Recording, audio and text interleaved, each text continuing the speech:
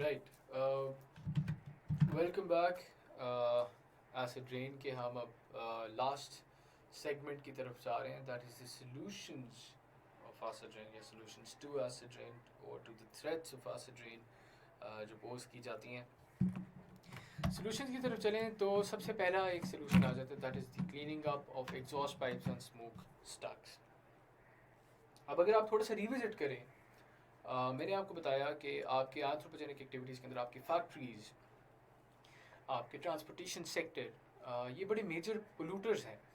और इनकी जो पोल्यूशन है उसके अंदर एक बहुत बड़ा चंक है of sulphate pollution and nitrate pollution. तो इन्हीं को डील करने के लिए आपके पास जो है आप कह लें इनके जो एग्जॉस्ट पाइप्स हैं और स्टैक्स हैं उसके अंदर कुछ टेक्नोलॉजिकल इनोवेशंस की गई ताकि आपकी ये जो इमिशंस हैं इनके अंदर बतदरीज कमी लाई जा सके।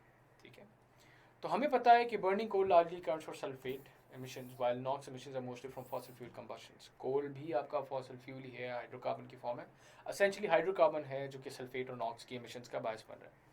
तो स्क्रबर्स आपके इस्तेमाल होते हैं इन इंडस्ट्रियल प्रोसेसेस। आपके इंडस्ट्रियल प्रोसेसेस स्क्रबर्स क्या होते हैं वो भी मैं आपको बताता हूँ। ठीक है, scrubbers also called flue gas desulfurization typically work for to chemically eliminate SO2 from the gases leaving smokestacks in industries। ये इंडस्ट्रियल प्रोसेसेस के लिए खसूसन इस्तेमाल होते हैं स्क्रबर्स। स्क्रबर्स क्या होते हैं, आपकी जो स्मोक स्टैक होती है, आपकी जो स्मोक स्टैक है फॉर इंस्टेंस ये है, इसके अंदर बीच में करके इन लोगों ने यहाँ पे ऐसे करके स्क्रबर्स लगाए होते हैं। ठीक है, और इन स्क्रबर्स का बड़ा खसूसन एक काम होता है कि इन्होंने हवा की रोटेशन इस तरह से करनी होती है कि हवा में मोहल्लक ये जो पार्टिकल्स हैं ये आपकी उस स्क्रबर की जो पेरिफरीज है और पेरीमीटर है उसके साथ अटैच हो जाए और हवा जो है वो एक cleaner version of that air that leaves the chimney rather than a polluted form of air including sulphates and nitrates. ठीक है, असेंशली ये होता है स्क्रबर्स के अंदर। इसकी जो एफिकेसी है दैट इज़ 95%। इसकी एफिशिएंसी कह लें, एफिकेसी कह लें, 95% ऑफ SO2 गैसेस जो हैं वो आपके स्क्रबर्स जो हैं वो रिमूव कर देते होते हैं। सिमिलरली अगर हम बात करें नॉक्स एमिशंस की, जो कि अमूमन हमें ऑटोमोबाइल्स के थ्रू नज़र आती है, ऑटोमोबाइल में आपकी नॉक्स एमिशंस जो है वो काफ़ी ज़्यादा होती हैं, तो उनको जो है डील करने के लिए आपके कैटालिटिक कन्वर्टर्स का इस्तेमाल किया जाता है। ठीक है, कैटालिटिक कन्वर्टर्स क्या कहते हैं, वही बात, आपके नॉक्स जो है उसको वो न्यूट्रलाइज कर देते हैं और किस तरह से न्यूट्रलाइज करते हैं, वो N2 बना देंगे नॉक्स को, यानी नॉक्स आपकी इस तरह है ना, तो वो इसको डिसइंटीग्रेट करके नाइट्रोजन बना देंगे, ऑक्सीजन बना देंगे। ठीक है, इस तरह करते हैं आपके ये कैटालिटिक कन्वर्टर्स। सो इनको थोड़ा सा पढ़ते हैं। मैं पहले आपको कैटालिटिक कन्वर्टर्स का बता दूं। अब ये देखिए आपकी इनटेक हो रही है, आपके CH का मतलब हाइड्रोकार्बन है, कार्बन मोनोऑक्साइड है, नॉक्स है और ऑक्सीजन है। ये आपके आ रही हैं फ्यूल की कंबशन की वजह से, आपकी गाड़ी के जो फ्यूल है उसकी कंबशन की वजह से ये हवाएं जो हैं ये खारिज हो रही हैं। अब ये एंटर होती हैं आपके इस कैटालिटिक कन्वर्टर के अंदर।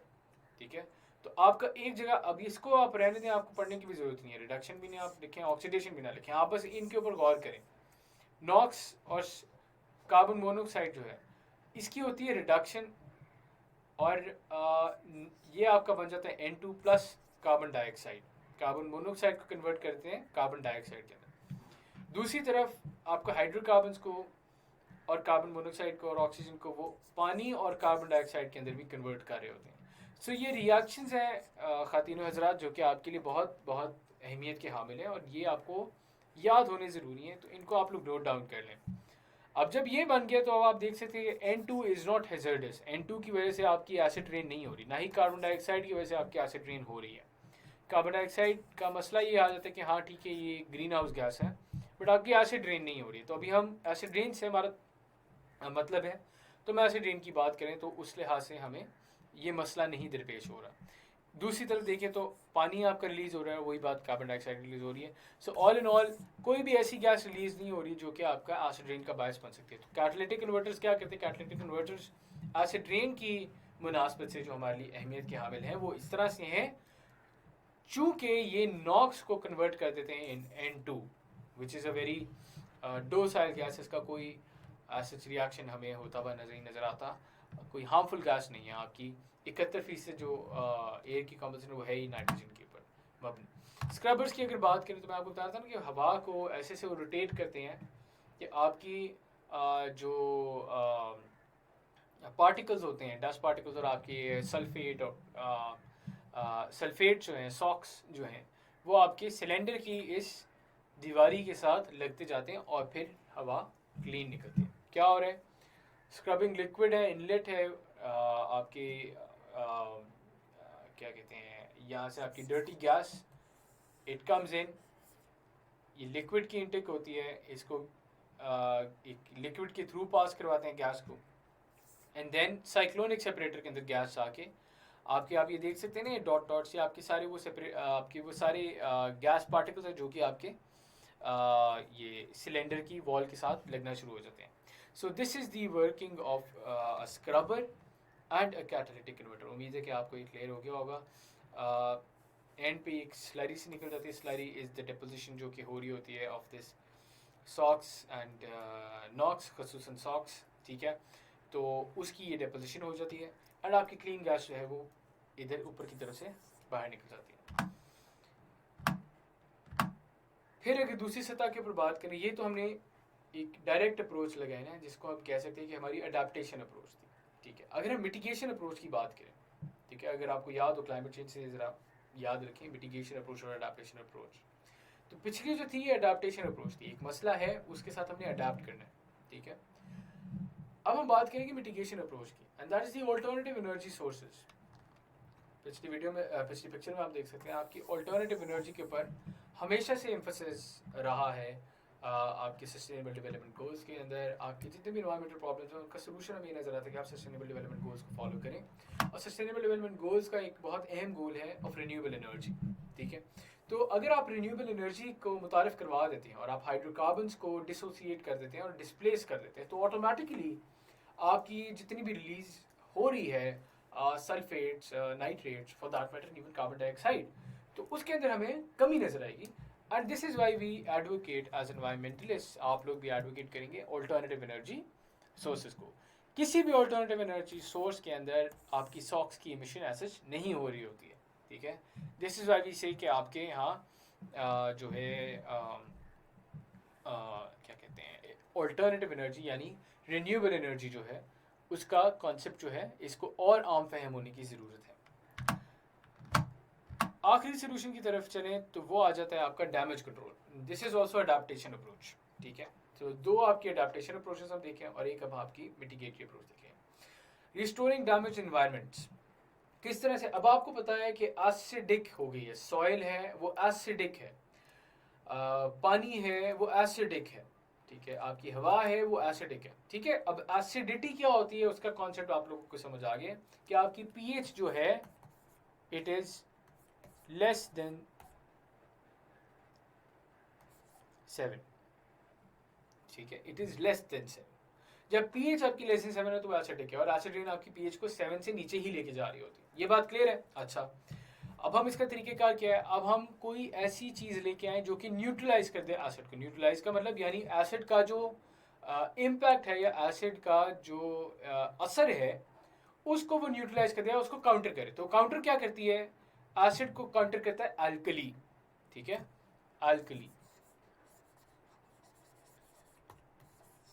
ये आपका एसिड का काउंटर है। अब किसी भी अल्कलाइन चीज को आप डालना शुरू करते हैं सॉइल के अंदर, वाटर के अंदर, ठीक है, जो जो भी जगह एसिडिक है उधर आप अल्कली डालना शुरू कर देंगे, तो वो ऑटोमेटिकली आपका जो है क्या कहते हैं, आपके एसिडिक एनवायरनमेंट को वो न्यूट्रलाइज कर देगा। अच्छा, इसका सोल्यूशन क्या है? अब मैंने आपको बताया लाइमस्टोन जो है जब एसिड के साथ रिएक्ट करते हैं तो कैल्शियम सल्फेट बनाता है। जब ये कैल्शियम सल्फेट बनाते हैं तो हाँ बिल्कुल ये बात ठीक है कि आपका जो लाइमस्टोन का स्ट्रक्चर है वो ख़राब हो जाता है, लेकिन अगर आप इसको असूली तौर पे देखें तो वो एसिड के इफेक्ट को भी ख़त्म कर देता है, यानी वो एसिड को भी डिसोसिएट करता है। अब यहाँ पे जो रिजल्टेंट है इसमें आपको कोई एसिड तो नहीं नजर आ रहा, H2SO4 नहीं नजर आ रहा, यानी वो एसिड को भी ख़त्म कर देता है। तो इसी को हम इस्तेमाल कर सकते हैं उन तमाम एरियाज़ के अंदर जहाँ पे कोई स्ट्रक्चर इन्वॉल्व नहीं है, ठीक है, और इससे फिर हम अपने एसिड का जो इम्पैक्ट है उसको ख़त्म कर सकते हैं। तो मिसाल ले लेते हैं, कोई ऐसी सॉइल है जो कि एसिडिक है और उसकी वजह से वो लीचिंग हो गई है, तो वहाँ पे आप कैल्शियम कार्बोनेट यानी लाइम डाल दें।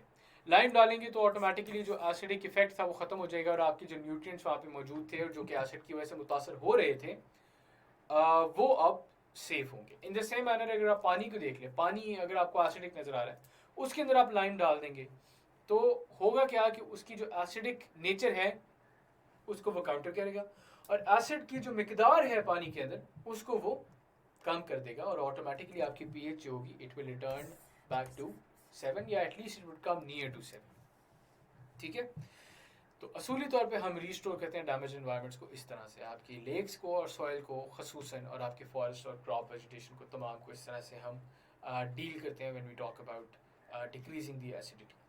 इसके साथ ही खातिन व हज़रात हमारा एसिड रेन का जो ये चैप्टर है या एसिड रेन के ऊपर जो हमारा पोल्यूशन का पहला एस्पेक्ट था वो इख्तिताम पजीर होता है और अगले वीडियो से हम इंशाल्लाह यूट्रोफिकेशन को स्टार्ट करेंगे जो कि वाटर पोल्यूशन के अंदर एक बड़ा अहम एरिया है। पेपर के अंदर भी काफ़ी बार उसके ऊपर सवाल आया है।